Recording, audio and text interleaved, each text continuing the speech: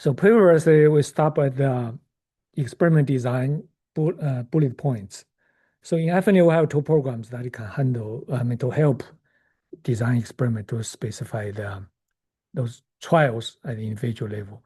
So one is called make a random timing.py, the other one timing tool.py. Rick may discuss a little bit this afternoon. So that can help you specify this stimulus timing. Then try to include some of the randomization steps we discussed.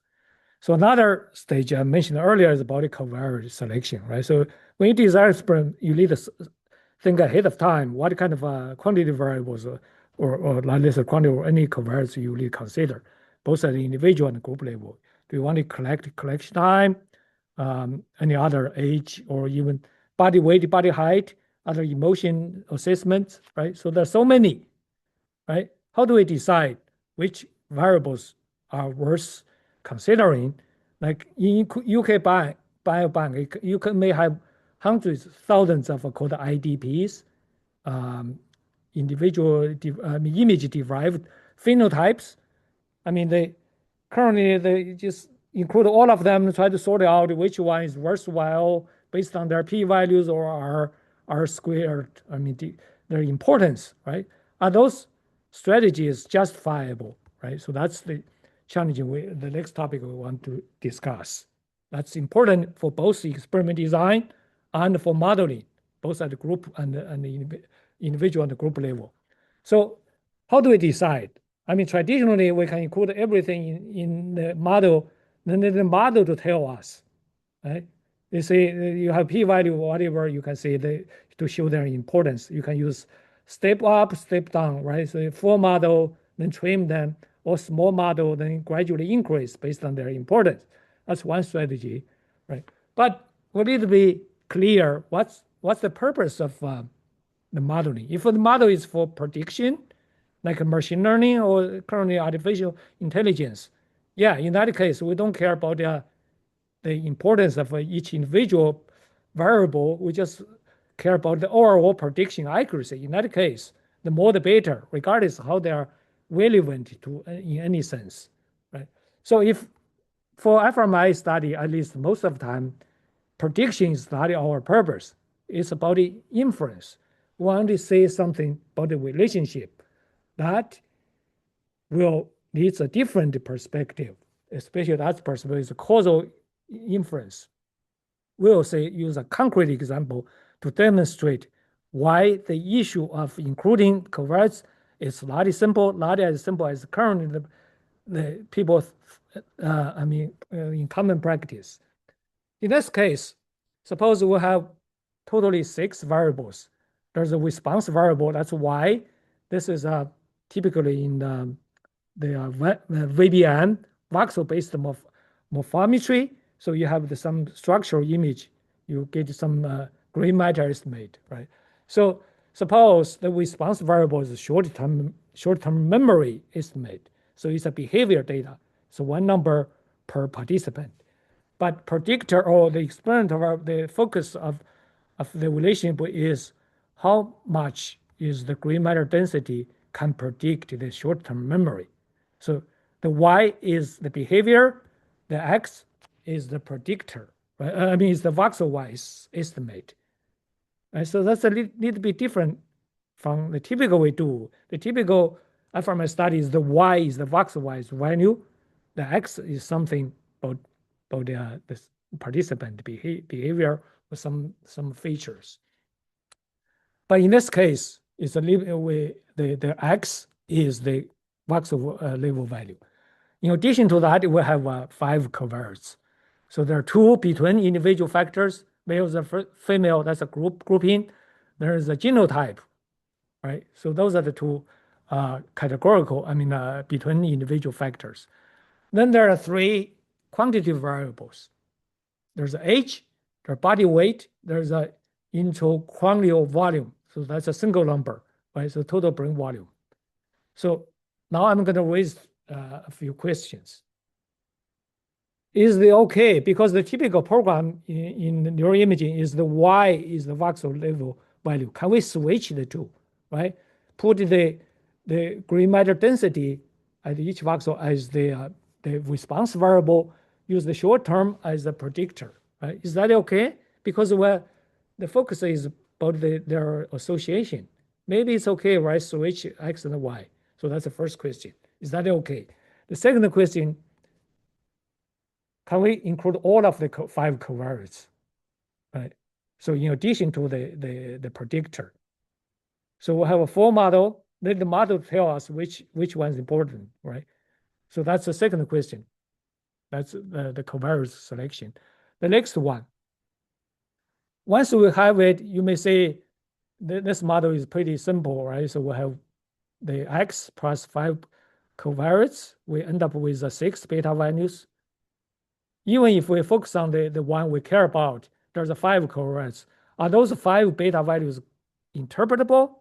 Oh, that's a strange question. We have the beta, why not? Right? We have beta, we have T statistic, right? So that's the third question. Last question, can we include more, right? So we have body weight as a potential covariate. Now how about body height? Or how, so this, you scan each participant. How about their sleep, number of hours sleep previous night? That may have impact on the short-term memory, the behavior data. Is that a good idea? So, well, the current consideration, that data is not available, but retrospectively, should we include that as a variable we need to collect during, I mean, especially when we design experiment, right? So those are the 5 questions we want to address. Well, before we address that, we need to look at the relationships among those variables. So let's consider simplest case, 3 variables, right? So there's you may think the model is a model, right? The model is just like a machine. We feed into the data. Data is just the input. The output is the product. We feed in the data, the machine will give us what we want. But before we put anything into the model, we do have some prior knowledge. That prior knowledge is about the relationships, about those variables, or other cases is we have some idea about the distributions of those variables. So there are some prior information. Those prior informations are important. Information pieces are important. So for example, let's look at the relationship among 3 variables. In this case, it's pretty simple, straightforward. So the Y is the first case, the body weight. So there's the body height as an X, right? This is our predictor. Then males and females is covariate. So in this case, the blue, I wanted blue indicate that's a predictor, is an experimental variable. The red is our response variable. So the focus is the relationship between the blue and the red. So the third variable in the first case is the males and females. So is that, what's the relationship? So we all know, right? So males and females have different body height and body weight. So you would have this arrows to indicate their relationship. So the arrows, typical one is a chronological, is a sequence, but in this case, not necessarily chronological, but it's more about a causal relationship. So we do know males have, on average, have heavier body, higher and heavier than females on average. Right? I'm not talking about each particular individual, but on average, we know this relationship. So this relationship, that's why those arrows, their directionality involved for each relationship. So in this case, it's reasonable we put it X, Y like this because we believe height influences body weight. It's not the other way around, right? At least that's normally we would think that case. So the males and females, also those 2 arrows make sense. So that's kind of an arrangement about those 3 arrows. So this variables, males and females per place, that grouping factor plays the role, it's called a confounder, or some intuitively we call it a fork, because it influences both X and Y. So the second relationship, we change, rotate. So now we switch to compare body height between males and females. So now we change the X, the predictor is different. But now the body weight switch as a covariate, right? Something is worthwhile to include in the model. So that's three arrows, we don't change the direction regardless. But the focus, the change, what we are changing is the focus, we want to focus on. So because the focus changes, the arrows also, the arrangement is different. It rotates. But in this case, we call it collider because both, once the focus switch to this, the two arrows, the third variable will be the consequence of the other two variables. So it collides. Those two arrows collides to body weight. So that's different from the first one.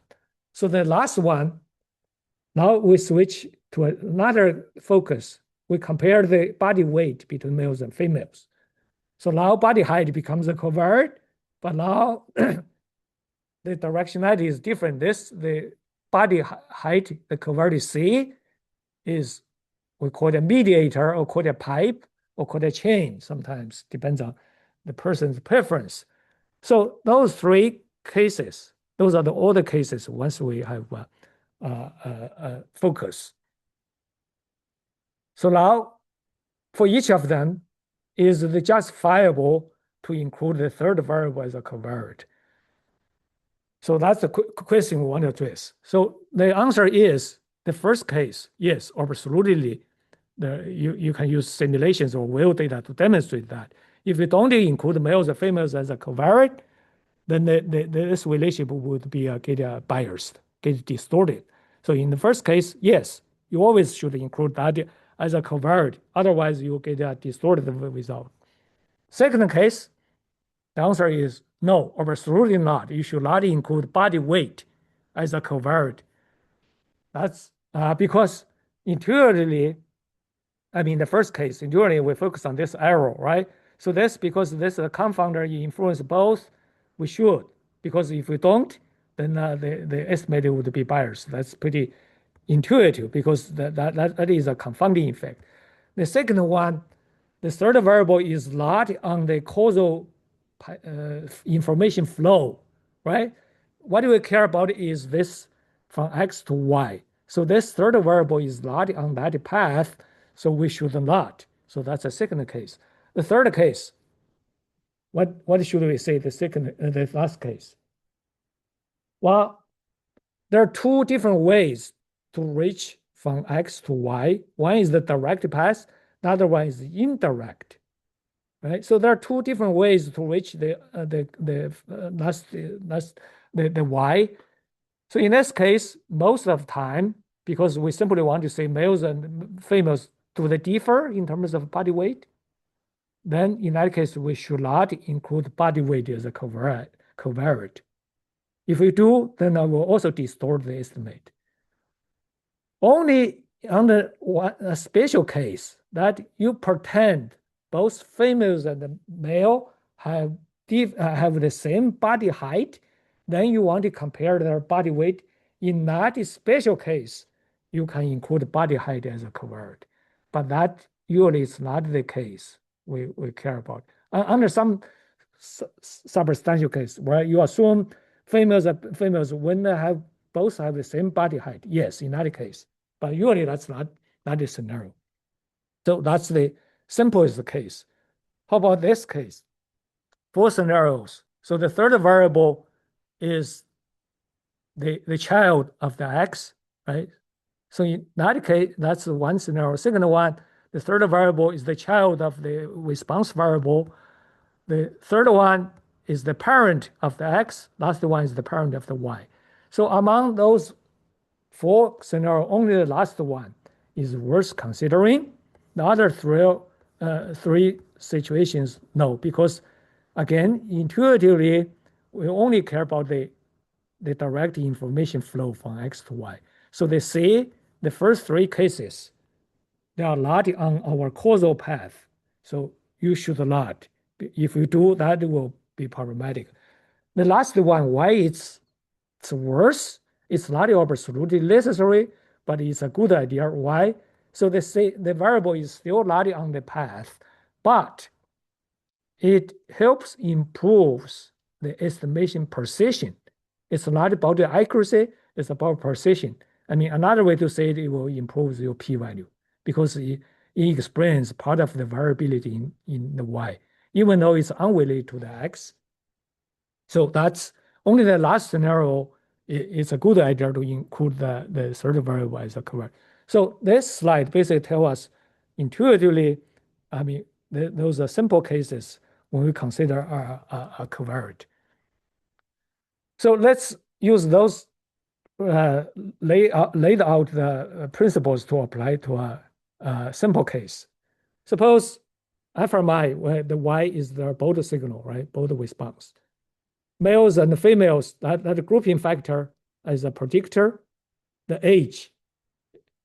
Well, in the literature, we always, regardless of even if we have tasks, we by default we include males and females and the grouping and the age as a covariates. Those two variables are default.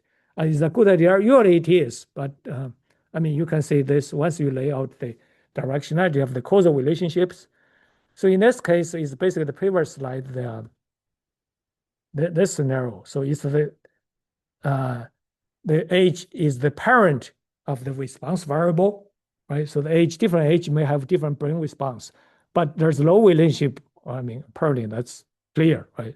So in this case, it's not absolutely necessary, but it's always a good idea to include age because different age may have different response. That will help your p-value if that's angle you want to emphasize. How about the head size, right? So someone, I mean, that's typical. There are intracranial volume, for example, that's a typical one, right? You estimate the total volume inside the scalp. So in this case, males and females, that's a predictor. Both fMI is the RY. So that depends. What do we want to look at? Suppose males and females, we all have the prior knowledge. We do their brain volume is different on average. Whether brain's volume has influence on both signal, well, I'm not so sure. So there are two possibilities. One, there's no relationship, regardless you have bigger brain, small brain, both response, there's no relationship. Or they may, right? So those are the two possibilities. But either case, it's not a good idea because the first case, the brain size is the child of the X, but not the Y. So it's not on the causal path. It's not a good idea. The second scenario, yes, even if you believe head size would have impact on both signal, but that's a mediator. So there are two different causal paths. Those two different paths, if we include head size as a covariate, that will cut part of the total causal effect. So in both cases, brain volume is not a good idea. If you look at the literature, many papers that by default include brain volume as a covariate. Well, of course, it depends on the context. But if you want to compare, for example, like apply to the current scenario, this is not a good idea. How about this case? This is something someone mentioned on the FNE message board with this. So in this case, the top one is we want to look at the association between age and both response in the brain. How about number of years of drug use, right? So in that case, well, I can draw the causal relationship like this, right? So depends on the age, that definitely have, I mean, we don't need to argue too much. There's older people that may tend to have longer years of drug use, right? So even if you focus on the drug use, group as a single group. So once we draw this becomes, clear that it's a mediator.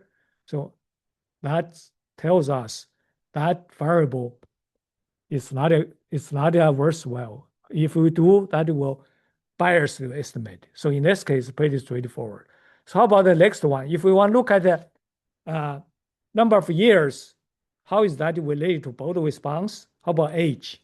Well, this is the same relationship, but just we'll take. We're changing the focus. Now age is a confounder, right? So in this case, yes, we definitely need to include age as a covariate.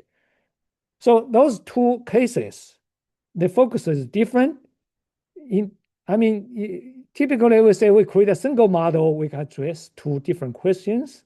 So that I raised earlier, that's not the case. So for each focus, we need to build a separate model to address each individual question we want to answer. One single model cannot, right? So that's why I mentioned earlier, a single model, if the covariate, can we look at the beta for the covariate? Well, that's a little bit tricky, depends on the nature of the relationships. So in this case, a single model will not be able to address those two separate questions. So now I put this as a quiz. I'm not going to discuss, but this is another one from the user, iPhone user that was. So there are three variables. Both signal, that's typical, right? Beta values from individual analysis. At the group level, we have two quantitative variables. Executive function, there's a language, linguistic measure, behavior data. So those three variables. Can I create a single model, right? So Y is the both signal, there are two axes, right? So there are two beta values. Can you use that single model to answer two separate questions?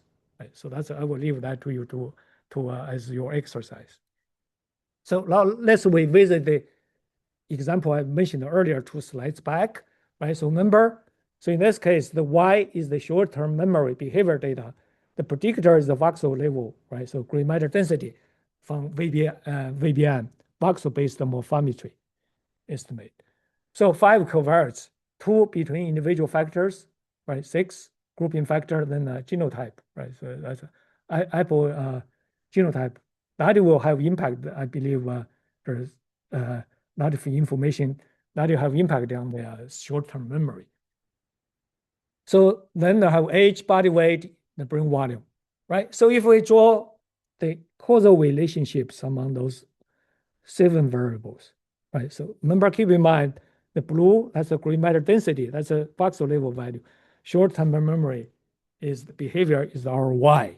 So we draw those arrows. I mean, you can challenge me, right? So some of the arrows don't make sense to you, that's fine. But whenever we build a model, you need to provide justification. That justification comes with this prior information. Everybody can criticize those relationships, fine.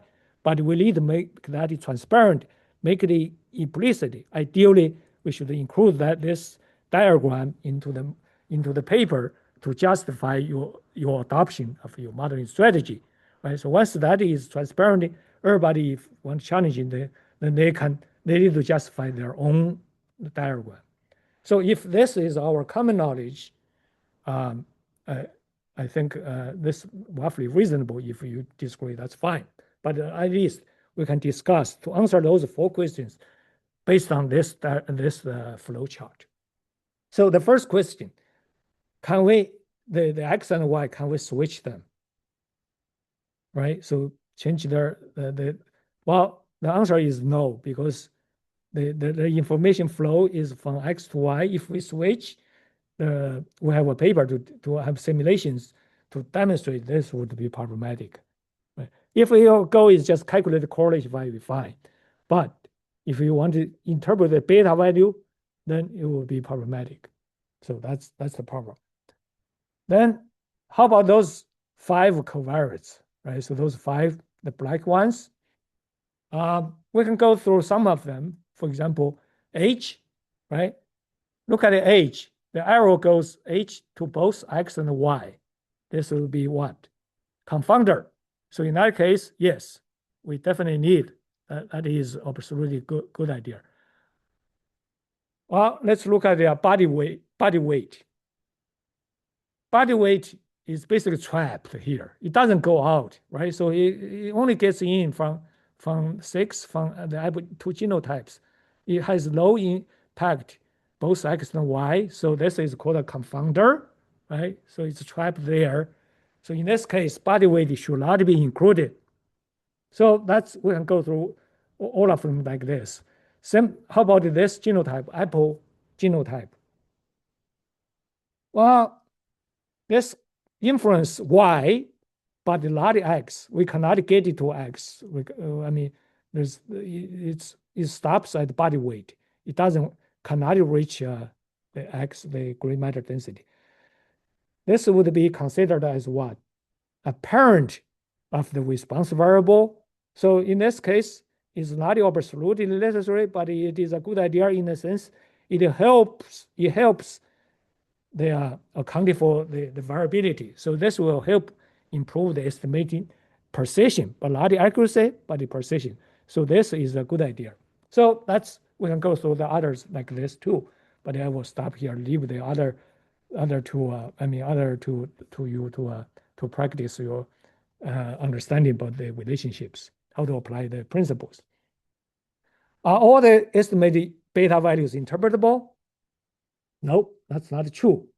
Why? Because if we, for example, look at the apple genotype, then we need to change. They put this as blue, right? So changing this, the original blue to black. Then we will change our focus. Then all the other variables relationship related to this x would be different. So you need to then go through that process for each variable separately. Then you probably need to build a separate model to answer that question. So that's the betas in one single model. Not all the betas are interpretable. So for each particular effect estimate, you need to build a separate model. Could more variables have been connected, right? Body height, sleep data.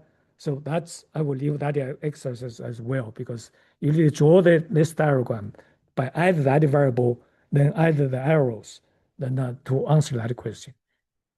To summary, covariance selection is important, right? You can't just include all of them, then let the model decide. The model is based on our prior knowledge. That prior knowledge, as a scientist, you need to provide. So the model will not tell you, accurately tell you. So that's why we have this notion, use the causal diagram to label them. Each covariate is a confounder, collider, or mediator.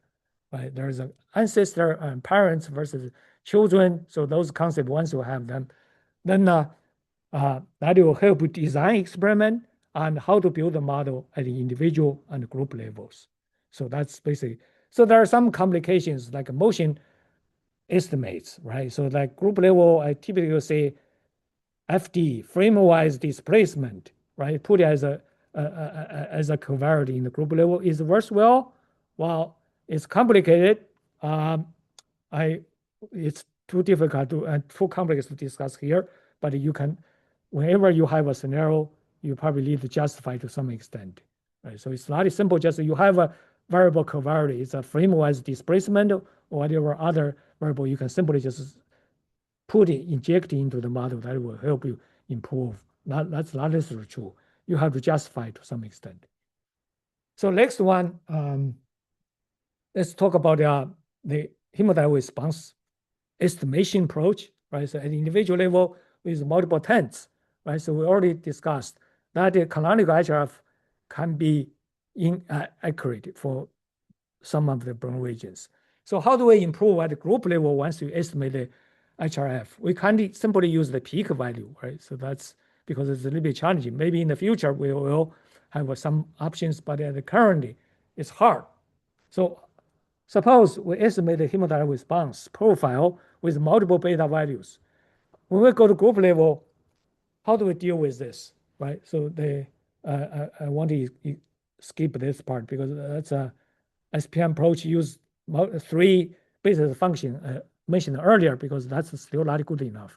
Because even if we improve the estimation accuracy, people still ignore the auxiliary 2 basis functions. So the inaccuracy still remain, will not improve at the group level, because at least currently there's no good alternatives. I mean, in theory, you could combine the 3. That's probably one possibility, but still at the group level, once you have combine the 3, how to combine? Combine the profile or combine the beta values? The beta values are not directly comparable across the 3 basis functions. So there are several complications. So at the group level, how do we deal with it, right? So individual level have multiple tents like this. So in the end, we show on the right, that's those discrete data points they track the profile of hemodynamic response. Go to group level. So we use this non-linear fitting I mentioned earlier, using multiple splines. So the idea is, even though we have, for example, 10 time points, then now we use those splines, smooth splines. Then now we come up with this blue curve.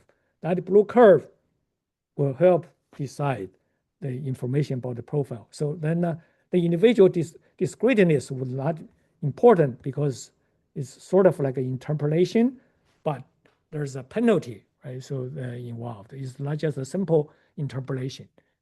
So that's the idea. So let's look at a concrete example. In this experiment, it's a 2x2 factorial design. There are two, the first two is the two conditions. Is a congruent, it's probably flanker task. In this case, congruent versus incongruent, flanker task. So there are two groups, healthy volunteers versus bipolar disorder. So they're roughly equal sample size. Each condition, congruent, incongruent, each of them has 288 trials. So many trials in this case. TR is relatively short, 1.26 seconds. So on the left hand, it shows the congruent versus incongruent. Right. So the first column is congruent because the big later, the smaller later components are the same. The second column is incongruent. So at the individual level, we can estimate use multiple tens. Right. So in this case, you may pay attention that here is estimated even before the onset. The idea was to say if there's an anticipation, the subject may anticipate even before each trial starts. They may respond earlier. Suppose that's what you want to capture, so you can specify that's a minus instead of a zero. Right? So you totally apart, this is, I believe it's 15, totally 15 tenths at the individual. I mean, if you count the initial point, it's a 15, right? So that's cover the profile. We'll go to group level. So it's 2x2 by those 14 or 15 in discrete points. So three hierarchical levels. So we can two approaches. If we use the traditional approach, use the canonical HRF, each task will have one beta value. That would be 2x2 ANOVA. So we can use 3D MVM. So that's one. That's a traditional approach. Second approach, we use the estimation approach. Then we use 3D MSS. So now we'll compare the result. So this slide basically shows the top level. That's the canonical HRF. So there's you may notice I'm not using the typical one, use the cluster way, right? So we don't use the dichotomization approach. We show this continuous evidence. You could highlight but don't hide. Paul will talk about it this afternoon. So we show the continuity of the statistical evidence. So that's why you show that you see this not black and white, I mean color or no color at all. So the top level basically shows this three slices, tell us about the canonical HRF. The lower one using the 3D MSS using smooth splines. And based on the color scale, you can, I mean the range, you can see the sensitivity is much higher, right? So this is the first column is the group difference across two conditions. Right? So for both conditions average, the two groups difference. Second column is the two group average. Across the two groups, the difference between congruent and incongruent. Right? So that difference. The third column is the interaction between the two. So the group difference of the condition difference.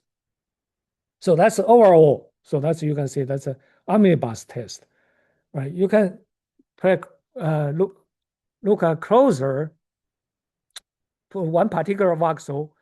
The traditional approach, you will get a single beta for each group, right? So this is a group comparison. The canonical HRF, the shape is fixed. You get a single beta, you can put a bar graph like this. But the estimation approach will exactly, not exactly, but roughly see their profile difference, right? So in this case, why the traditional approach fails to detect, right? You can say there are difference, but the difference is not so-called significantly enough. We can understand why the traditional approach fails. You can say the peak occurs, ahead of not 5 seconds. Canonical HRF assumes the peak occurs at 5, but in this case, the peak occurs probably around 4 seconds. So that's why the traditional approach fails, because it captures around 5 seconds. 5 seconds that it's a little bit smaller, right? So that it's not sensitive enough. And also when you compare two numbers versus you compare two profiles, so that when you compare the HRF, estimated HRF, well, not just to compare the two responses at one particular time point, we're comparing the whole two-dimensional curves. So that's why it's more sensitive, not just the peak itself. So that's why this is more sensitive. So then there's another scenario, or maybe that's a little bit controversial. If you even look at the white matter, right? White matter, some people believe there is both response. Well, that also another controversy is that both response, does that really code for neural activity? That's one question we need to address. Second question, even if it doesn't, is that something is about both signal? Well, regardless, at least we can see using the estimation approach, we do see some profile, right? The traditional approach you also say there, but is that believable or not? But I mean, statistically it's significant, but at least the estimation project tells us there's sort of like a HRF shape. Whether it's well both signal or not, it's small, right? You can say the peak, the magnitude. At least give us some information. Whether you believe that's both signal, that's at least we can build up cumulative information. Leave that for future. At least the information is richer than the canonical HRF, right? So in this case, the peak occurs after 5 6 slightly, right? So that's probably, well, you can have more information here. This is pretty a different peaks, different brain regions. You can see a lot of variability across the brain. While the across individuals, you can see the same thing, different shapes. You can see something like this case, the undershoot is way much deeper than the canonical HRF, in addition to the peak location, right? So different from the canonical HRF. So there are a lot of shape variability across the brain, right? And across groups too, right? So I think I'm going to stop here, take a 5 minutes break.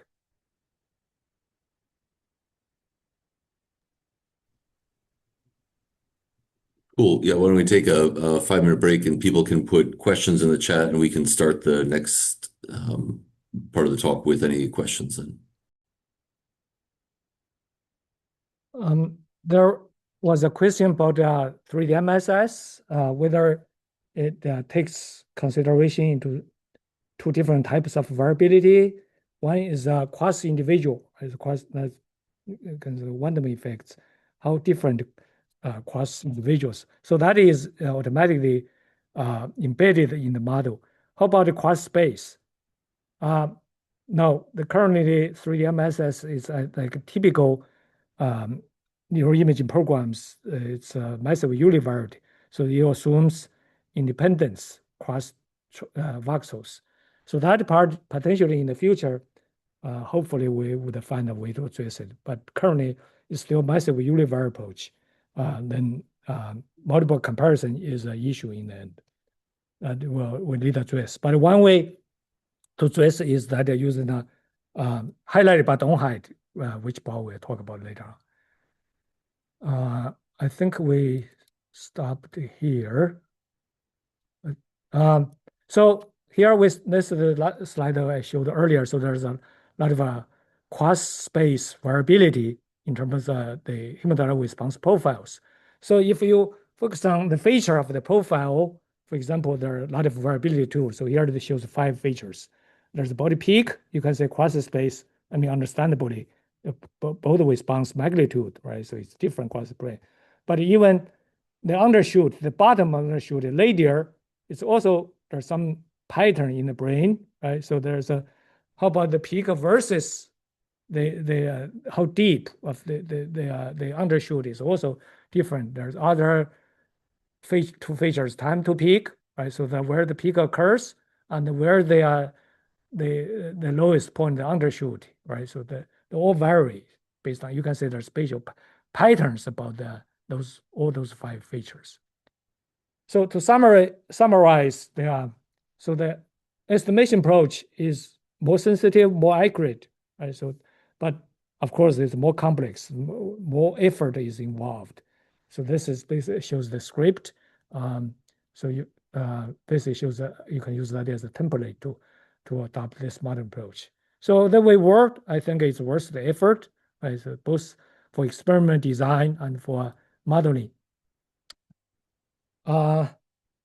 Next, I want to briefly talk about the Western state. Western is popular, right? So since there's no tasks are involved, then the only thing we can do is calculate the correlation. Right?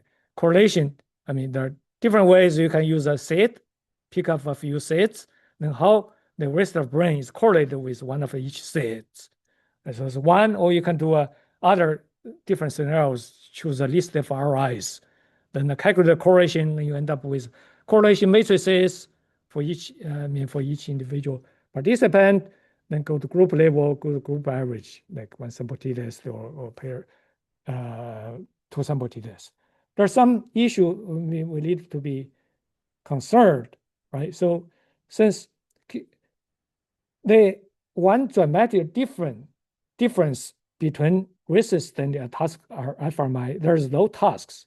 Why is that important? Because task is a kind of a manipulation. It's like a flip a switch, a light switch. When we turn it on, turn it off, that immediately those two states tell us about the causal relationship, right? So that manipulation is important.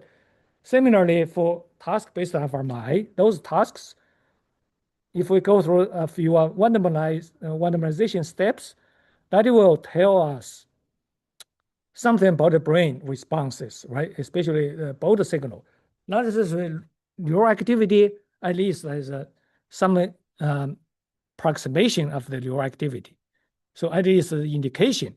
So there's a causal link that manipulation can help us to detect. But for Western state, the most we can do is pretty much about the correlation.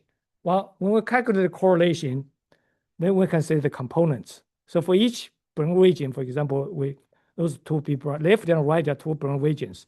So the signal is have the FMI at the bottom, but conceptually we can say we have the noise or they will have the neural activity, right? So the real interest we only really care about is the neural activity, right? The correlation. Suppose those are, I use the dashed box to indicate the not observable. But conceptually, once we decompose those two components, we draw those arrows, right? Two-dimensional arrows or one-dimensional, depends on our prior knowledge. So the only thing we can calculate is the blue one, is the correlation value, the blue one. But we really care about is the red one. That's the ground truth. That ground truth is not to know, but at least conceptually, we can run simulations, right, to say what's the big deal between this red and blue one. Right? So the problematic part is we have no way to decompose the two components. So the simulation is, you can argue, you can challenge the simulation is realistic or not. At least currently, we have no ground truth to say which scenario is realistic. At least there are caveats. What are the caveats?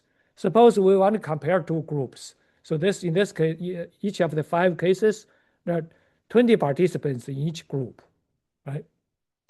So this is simulations. Depends on what kind of a noise. So for first cases, it's totally just the difference between two groups. The noise magnitude is different. Well, by noise can be two different bigger sources of noise. One is unrelated to your activity. For example, head motion, right? Well, head motion, you can argue maybe partly. When the head moves, you need to tell the head to move, right? You can argue there's a neural activity involved, but that's it becomes sometimes it's passive head motion, right? The pinot is not switchy enough, right? So, or maybe just the sagging, right? So that's passive head motion. Or I mean, even if it's a uh, your activity involved, that depends on brain regions as well. So it's so complex. So that's one source of information is can be your activity unrelated to your activity, or can be maybe some part of it is physiological, right? So that's also complex. It's due to a neurovascular structure because that's a mediation effect. So that may magnify, may nonlinear, so it's hard to tell. So those two sources of noise. So simply because the noise magnitude is different, you may end up with the detect the for the correlation values, you get the group difference, even though the underlying neural activity there's no difference. So basically, so here I say the red one is the same between the two groups, but simply because the magnitude of the noise, the two noise term a magnitude different. That may give us false sense about the group difference. So that's the first scenario. Second scenario, the correlation may be magnitude is the same, but their correlation, the two noise correlated, right? Maybe correlated to some extent. That will causes the correlation value, even though the underlying correlation between your activity, the two regions is the same. So the third scenario, it's that between the noise and the neural activity are also correlated, can be correlated. That also create a false positives. So those are the three scenarios troubling, right? So the bottom two is there is difference. The red one is different between the two groups. But we may fail to detect simply because the noise magnitude difference or may create a scenario where you suppress. There is difference, we fail to detect, or there's low difference, but there's difference, but it reverse the direction. When one is bigger than the other, even though the underlying difference is the other way around. So all those scenarios are troubling, but you may argue this is fake, right? So this is simulations. Well, yes, I agree. This is simulations, but the problem is we have no way to know the ground truth. Yes, I totally agree. Well, maybe this is not the real scenario, but at least we have no way to differentiate those five. You can absolutely sure you can exclude those five scenarios. So that's the problem. Another situation is for recent state to use their correlation values to say something about uh, their relationships like this. To use some graphical features. For example, how important each region is based on their correlated values, how that region importance is based on their association with other regions, right? So their concept like a community center, right? Even the correlation value, if it's big, does that tell us whether that the relationship is strong? Well, there are some analytical uh, equations to help us to address that. For example, at the top row, suppose this is the correlations. Suppose this is not just the bold signal, it's at the neural activity level. Suppose we have some magic tool that can help us to find out the correlation values at the neuronal level, neural activity. Even if that's the case, let's say, what can we say about the relationships? So those are the three correlations at the neural activity level. But if we can derive, there are totally six scenarios based on their causal relationships. If we look at them, those causal, the real relationships, can be different, right? So for example, this one is negative and small between the two first and the second region. But look at the right-hand side, those first column, that the real correlation, causation value is positive and the lot is small, right? So you can maybe have totally different sign and a different magnitude. So there are other scenarios too. I mean, so the bottom even so, this is big. For example, the bottom one between the first and second regions, you may even have no causal relationship at all, right? So all those scenarios, we don't have to go to each of them one by one, but this tells us the correlation. I mean, we know the famous saying causation doesn't mean causation, but if we use the correlation values to say something about the graphic features like the importance of regions and the importance of the community or the so many fancy terms, I think this slide tell us we have to be a little bit careful, right? How really those pieces of information are really interpretable, right? So that's something I want to say about the correlation within correlation-based analysis for within state. Lastly, I want to say address the cross-space variability, right? So that's the reproducibility perspective or the multiple comparison issue, right? So in the field, I mean, it's the popular approach is massive univariate. That's everybody uses. I use it too most of the time, right? So now, but how do we deal with the multiple comparison issue? The traditional approach is we need to cut it off, set a threshold. Anything above the threshold, the t-value or the cluster threshold, we tend to believe that's true. Anything below, we treat it as nothing, right? No information at all.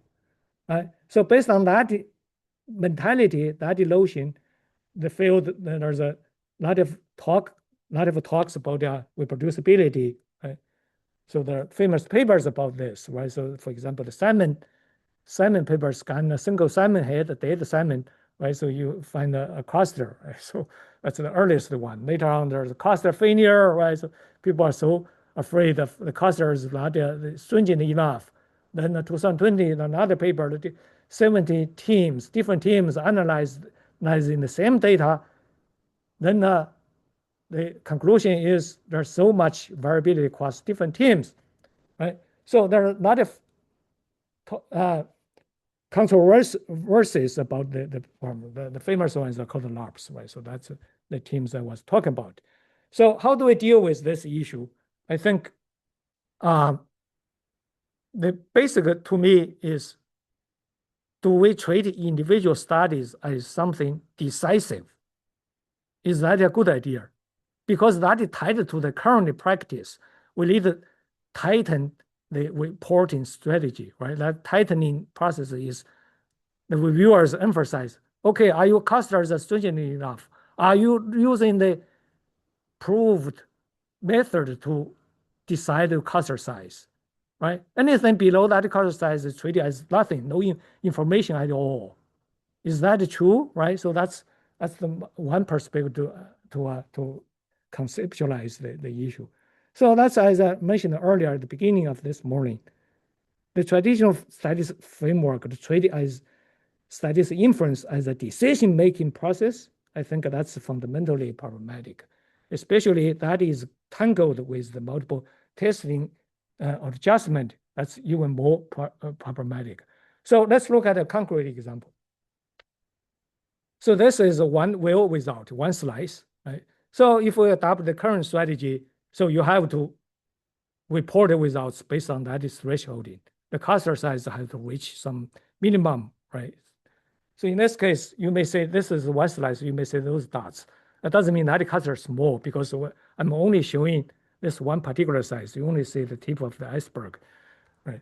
So look at this slice. You may say that this on the right-hand side, the lower part, there's this cluster on the left-hand side. We don't see such a lateral symmetry.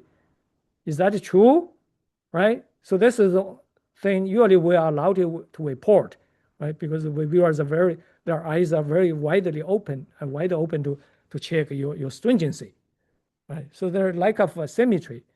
How, if we look at it differently, adopt this highlight but don't hide, show the continuity of the statistical evidence, right? So this, Paul will talk about it more later this afternoon. But once we say this, you immediately, and everybody, I mean, you cannot deny there's a strong symmetry, regardless the strength. Once we don't dichotomize the result, then the symmetry is clearly shows up. Even at the top, you say the blue, region, there's some extent of a symmetry there too, right? So is the left-hand side, so that's the problematic part. So artificially dichotomized result. We already know, I mean, it's intuitively the evidence is always continuous. Why do we need to dichotomize? Well, the rationale is we need to tighten the bolt, right? That bolt is the stringency. We're so afraid of so-called false positives, but that fear to take to overcome that fear, you pay the cost of so-called, even if we adopt the traditional statistical framework, we pay the heavy cost of less false negatives. That's why we are not allowed to say the middle part. So you can combine the two, right? So you can, I mean, if the reviewers demand you, you can put the cluster size as the boundary, but at the same time, you can still show the continuity. So that's a compromise at the right-hand side. And that's the image, right? So you include the paper, but also people also include the tables. Those tables, what do they show? They show surviving clusters, not the full clusters, but the peaks, the peak of each cluster, the peak location, right? The coordinates, and the peak t statistic value, no beta either, right? So that, of course, there's some piece of information, but for the when we talk about the reproducibility, once the only information is about the peak. Once you want to check across different studies, even if it's about the same task condition, same brain region, if we only say the coordinates, what can you do? Well, of course, you are not able to say exactly the same peak. When you try to summarize so-called meta-analysis, the currently dominant approach is called ginger ale. What do they do? You only have the coordinates. There's no brain response, just the coordinates. You don't even take the t statistic value, just the coordinates. That's a geometric location. What do they do? Well, you just based on you assume you need to dilate, right? So say, well, peak voxel assume it's Gaussian distribution, right, in three-dimensional space.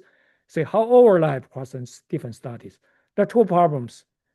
Those, if you only show reported results at the left-hand side, you're only able to say peak voxels among those few clusters. Anything else will be behind, we will not be able to see, right? So we would say there's for at least some studies, we will say asymmetry, right? So that's immediately there's distortion there, right? So that, and also coordinates is not a full picture about the brain response. So for more accurate meta-analysis, we need at least two pieces of information. So both the response, the magnitude, and the uncertainty. That would be the real meta-analysis. So that would be another hierarchical model, pretty much like a 3D MIMA. So for that reason, I think the multiple comparison issue, the fear, I think is a little bit overblown in the field. I mean, if we depends on how, I mean, if I'm wanting to lead picking, there's so many multiple comparisons, right? So currently, people only worry about the cross-brain, the voxels, right? You can also argue the different pipelines.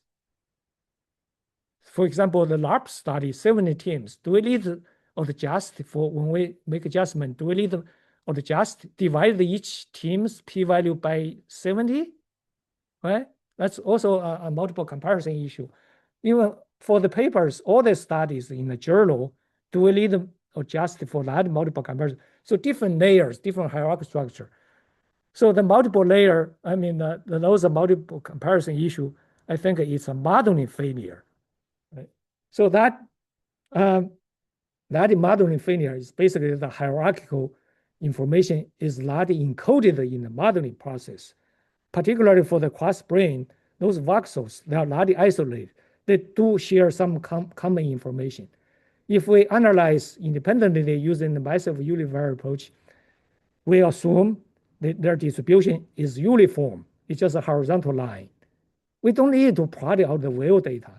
Their distribution, we can reasonably assume they follow Gaussian distribution. Most of the brain probably centered the bodily response. For example, one task probably will want to 0.5% single change. Probably at least approximately, we can use a Gaussian distribution. So that prior knowledge is readily available, but we throw away. Well, we throw away, that's because for practical reason, it's difficult to build a single model to handle it. But we're working on that. So that's the traditional approach, 200,000 voxels. We build 200,000 separate models. That's the current approach. So we divide and conquer. So that's why we pay the cost of the multiple comparison. So that's a different strategy. So historically, that's a big, huge amount of effort. That's why the current strategy emphasizes the stringency. However, if we look at the data hierarchical structure, right? So on the left-hand side, each brain region will have two components. But if we think about putting it across the whole brain as another at the top, as a top level hierarchy, so then we can have this information flow like this. Because we have single brain at the group level, we should be able to at least conceptually build a single model, right, based on this hierarchical structure, decompose those components, map that hierarchical structure into the model. This model would be a single model instead of a one separate model for each voxel. So that's a strategy. So historically, a few years ago, we worked on not at the voxel level, a bunch of RIs. So that's why we have a program called RBA, region-based analysis. So that even if we have multiple regions, we can still build a single model because those regions are not totally behave alone. They do share some common information. Not common information is the Gaussian distribution.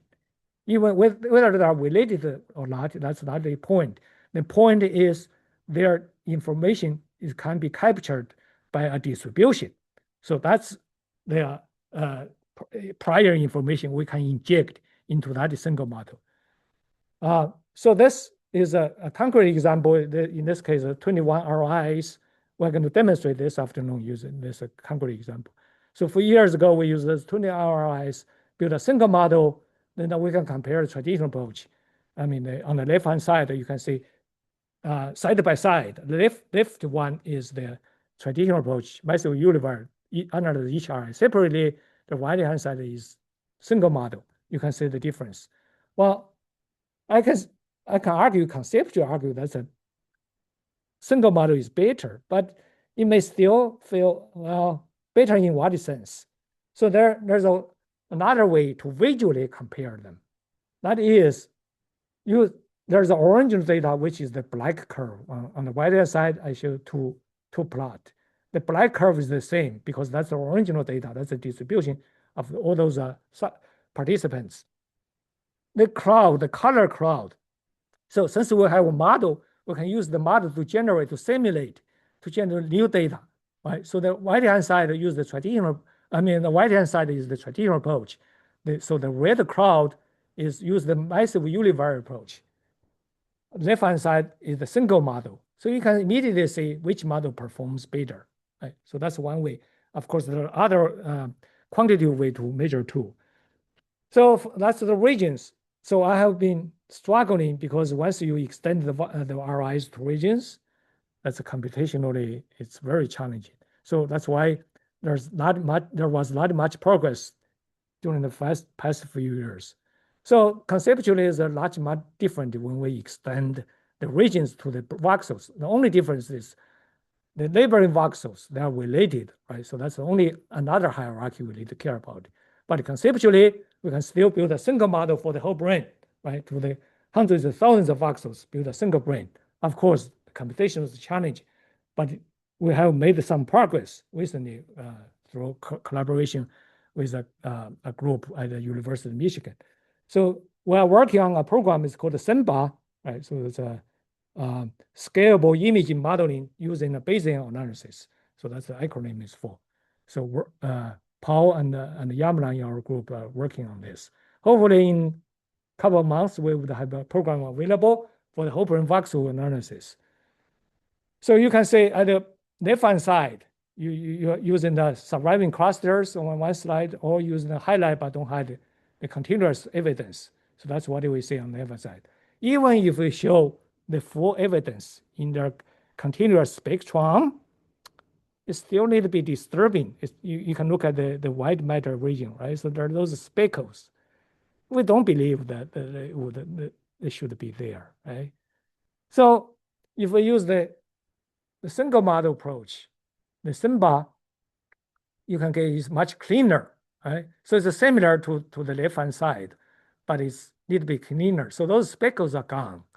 That's because we, in the model, we put their labeling, their hierarchical level to handle the cross space variability, relationship. So that there's a parameter in the model to handle that relatedness among label boxes. And you can, at the bottom, you can see when we compare the orange data black curve versus the color, the red one is the simulated results using the model. So the model performs much better. Not just the results visually opinion, but we can also use the simulation to check to challenge the model quality. Right. So that's something is we are working on. Hopefully that will be available. So this is just a precursor for this afternoon. So that's I want to ramp up this talk by mentioning that even if we adopt the traditional approach using massive univert, we strongly recommend using the highlight but don't hide, not the left-hand side. So you may encounter some challenge in front of reviewers, but there's some couple of papers at the bottom of the slide. You can cite probably there's a one more now to counter argue. So this is not just for give better results, but for the health of the whole field. Because if you say this, I mean, people will be immediately tend to think there's no information at all in the wizard brain.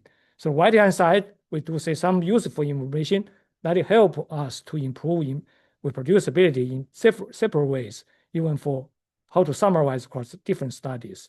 Even if the statistic evidence is weak, that doesn't mean that weak difference is nothing. It's still some evidence that will help to give us some accurate meta-analysis to judge the reproducibility in the field. So with that, I want to stop here. So that's basically wraps up this whole morning session. Thanks very much, Gang. Are there any questions that people have on this wide and dizzying array of topics, but well-explained ones, even though they're challenging? Question, do you need to pre-whiten data before doing connectivity analysis? Connectivity, I assume it's for Western state. That's Yes. I don't have a clear answer because pre-whiten you assume in what sense? I mean, pre-whiten assume using the regression model to denoise the data.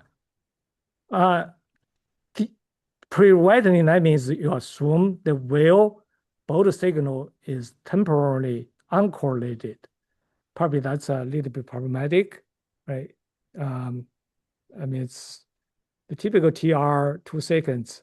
There are probably even at the both signal level, they probably, I believe most probabilities they are intrinsically correlated. So I have a little bit difficulty understanding the rationale for pre-widening, for calculating correlation values. Any other questions?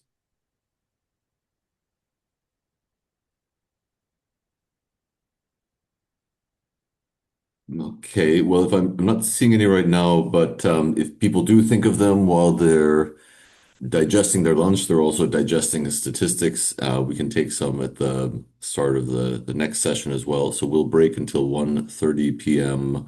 DC time.